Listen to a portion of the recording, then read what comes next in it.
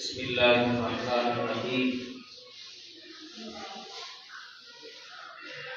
الحمد للہ وکفی وسلام علی عبادہ الذین اصطفی اما بعد اعوذ باللہ من الشیطان الرجیم بسم اللہ الرحمن الرحیم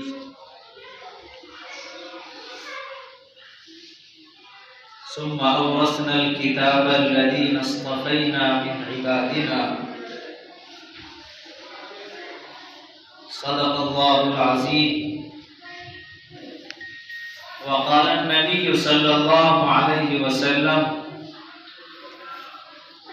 من شغله القرآن عن ذكري ومسألتي أعطيته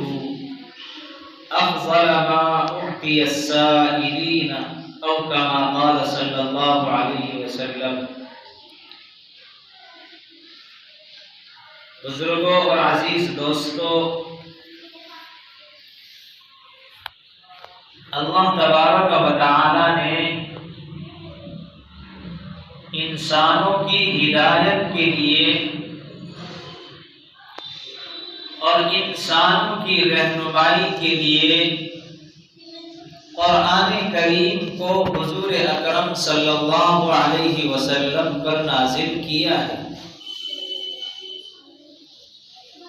یہ قرآن کریم اللہ تبارک و تعالی کی وہ کتاب ہے کہ جس کتاب کو پڑھنا تو دور کی بات، جس کتاب کا سننا تو دور کی بات، جس کتاب پر عمل کرنا تو دور کی بات، اگر کوئی مسلمان ایمان والا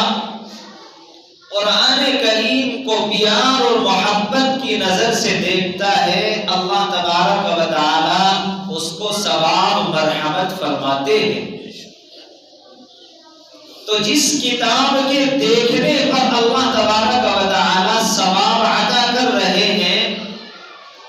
اگر اس کتاب کو پڑھا جائے، اس کتاب کو سنا جائے، اس کتاب کے اوپر عمل کیا جائے،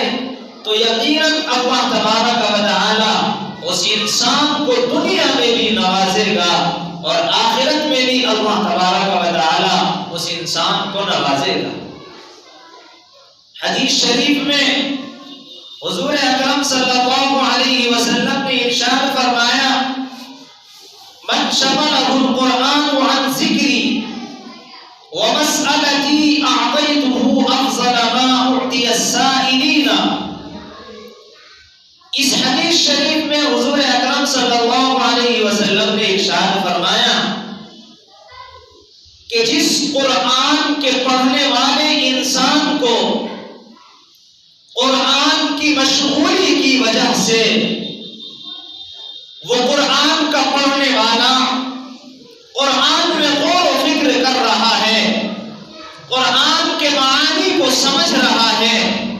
قرآن کے الفاظ کو یاد کر رہا ہے، قرآن کی مشغولیت کی وجہ سے اس کو دعا مانگنے کا موقع نہیں ملتا ہے کہ وہ اللہ کے سامنے ہاتھ اٹھا کر دعا مانگے، اس کو اتنا وقت نہیں مل رہا ہے، بلکہ وہ قرآن کی تلاوت میں، قرآن کے ذکر میں، قرآن کے معانی اور مفہوم میں اپنے وقت کو گزار رہا ہے. تو حضور اکرم صلی اللہ علیہ وسلم نے ارشاد فرمایا کہ اللہ تبارک و تعالی اس قرآن میں مشغول ہونے والے شخص کو مانگنے والوں سے زیادہ عطا کرتا ہے. ایک انسان وہ ہے جو اللہ کے سامنے رات دن ہاتھ اٹھا کر دعا مانگتا ہے، اللہ سے اپنا تعلق قائم کیے ہوئے ہیں، اور ایک طرف وہ انسان ہے جس کو اللہ نے قرآن کی دولت عطا کی ہے، جس کو اللہ نے قرآن کی دولت سے نوازا ہے. وہ رات دن قرآن کی مشغولیت میں لگا رہتا ہے، اس کو پڑھتا ہے، اس کو پڑھاتا ہے، اس کے معنی میں غور کرتا ہے اور اس کے مفہوم کو جانتا ہے. تو اللہ تبارک و تعالی اس حافظ قرآن اور عالم دین کو مانگنے والوں سے زیادہ عطا کرتا ہے.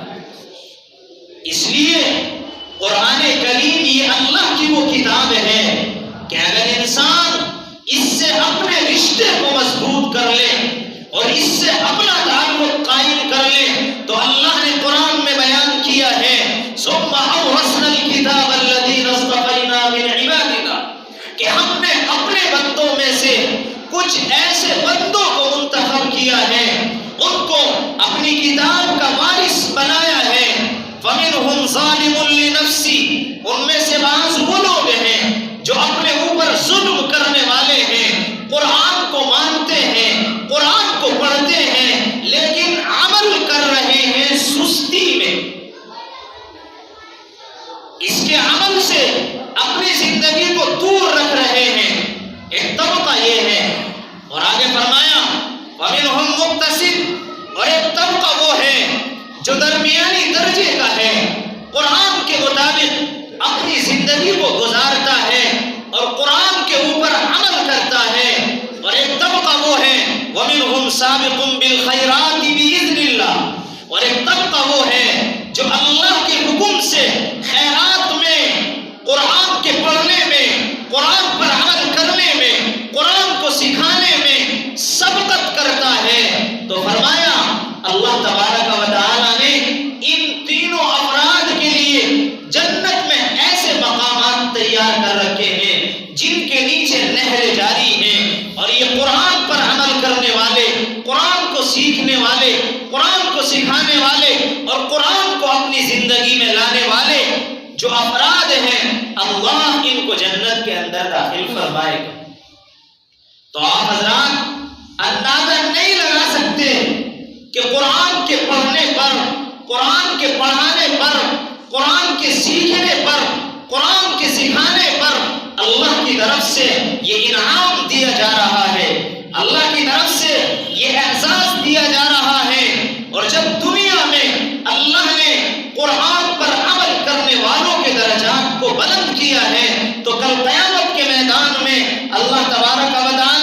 ان کو ذلیل نہیں کرے گا، ان کو رسوا نہیں کرے گا۔ کل قیامت کا میدان ہوگا، اللہ تعالیٰ قرآن کے پڑھنے والے سے کہیں گے اے قرآن کے پڑھنے والے، تو قرآن کو پڑھتا جا اور جنت کے درجوں پر چڑھتا جا۔ یقال لصاحب القرآن اقرأ وارتقی ورتل کما كنت ترتل فی الدنیا فإن منزلك عند آخر آیۃ تقرأها۔ قرآن کے پڑھنے والے سے اللہ تبارک و تعالی قیامت میں عرض کریں گے، اور قرآن کے پڑھنے والے سے کہا جائے گا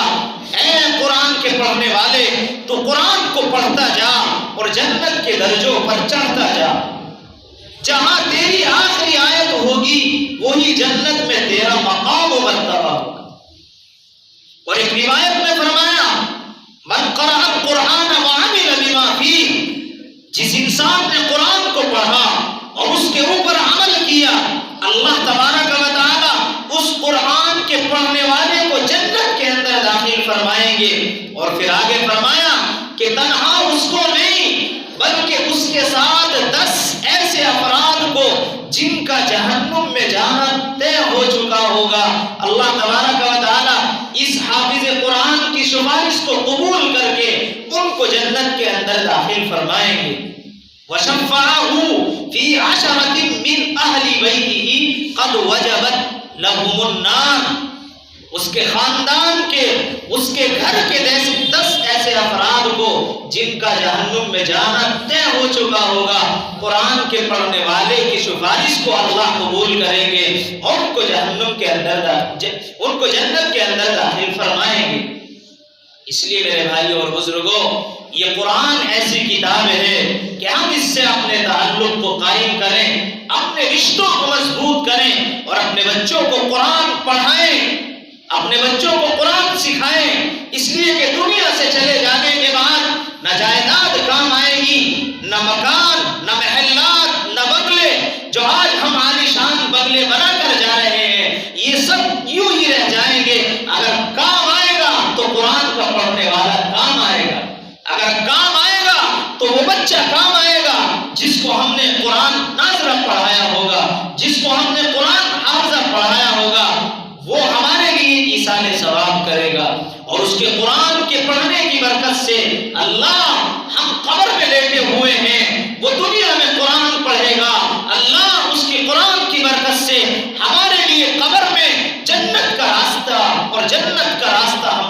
دے گا۔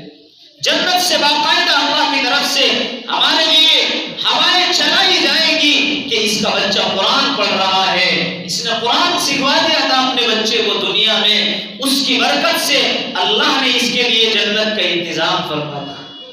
اس لیے ہم اپنے بچوں کو قرآن ضرور پڑھائیں، اپنے بچوں کو قرآن سے جوڑیں۔ اگر ہم نے اپنے بچوں کو قرآن سے جوڑ دیا تو دنیا بھی سکون کی ہے اور آخرت بھی سکون کی ہے۔ اللہ تعالی ہم سب کو قرآن کے اوپر عمل کرنے کی توفیق نصیب فرمائے اور اپنے بچوں کو زیادہ سے زیادہ قرآن پڑھانے کی توفیق نصیب فرمائے۔ آمین۔ وآخر دعوانا الحمدللہ رب العالمین۔